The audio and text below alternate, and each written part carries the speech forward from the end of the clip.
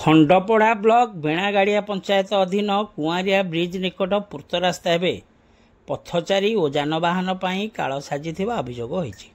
ଫଳରେ ଏକାଧିକ ବାର ଦୁର୍ଘଟଣା ସହ ବୁଲାଣି ରାସ୍ତା ଏବେ ବିପଦ ପାଲଟିଥିବା ଦେଖିବାକୁ ମିଳିଛି। ମିଳିଥିବା ସୂଚନା ଅନୁଯାୟୀ ବେଣାଗାଡ଼ିଆ ଗ୍ରାମ ଉପକଣ୍ଠରୁ କଣ୍ଟିଲୋକୁ ସଂଯୋଗ କରୁଥିବା ବ୍ରିଜ୍ ନିକଟସ୍ଥ ରାସ୍ତା ଏବେ ଏକ ପ୍ରକାର ମରଣଯନ୍ତା ପାଲଟିଛି। ଉକ୍ତ ରାସ୍ତାରେ ଏକାଧିକ ବୁଲାଣି ଥିବାରୁ ସାମାନ୍ୟ ଅସାବଧାନ ହେଲେ ରାସ୍ତା ତଳକୁ ଖସି ପଡ଼ିବାର ଆଶଙ୍କା ସୃଷ୍ଟି ହୋଇଛି।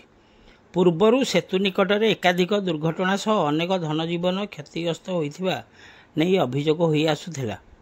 ଫଳରେ 2023 ମସିହାରେ ସେତୁ ନିକଟରୁ 200 ମିଟର ପର୍ଯ୍ୟନ୍ତ ପୂର୍ତ୍ତ ବିଭାଗ ପକ୍ଷରୁ ରାସ୍ତା କଡ଼ରେ ଲୁହାର ସୁରକ୍ଷା ପ୍ରାଚୀର ବା କ୍ରାସ୍ ବ୍ୟାରିୟର ଲଗାଯାଇଥିଲା।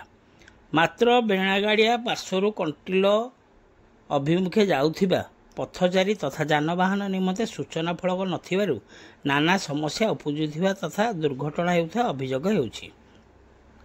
ସ୍ଥାନୀୟ ଅଞ୍ଚଳବାସୀ ଯେନେତେନ ପ୍ରକାରେ ଉକ୍ତ ରାସ୍ତାରେ ଯାତାୟାତ କରୁଥିବା ବେଳେ ବାହାର ଅଞ୍ଚଳରୁ ବିଶେଷ କରି କଣ୍ଟିଲୋକୁ ଆସୁଥିବା ପର୍ଯ୍ୟଟକ କିନ୍ତୁ ହନ୍ତସନ୍ତ ହେଉଥିବା ଅଭିଯୋଗ ହେଉଛି।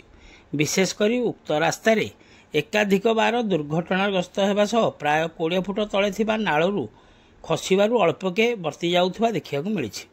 ବିଶେଷ କରି ସନ୍ଧ୍ୟା ହେଲେ ଅନ୍ଧାର ଯୋଗୁଁ ଉକ୍ତ ବୁଲାଣି ରାସ୍ତାରେ ବହୁ ଛୋଟ ବଡ଼ ଦୁର୍ଘଟଣାମାନ ଘଟୁଥିବା ଅଭିଯୋଗ ହେଉଛି।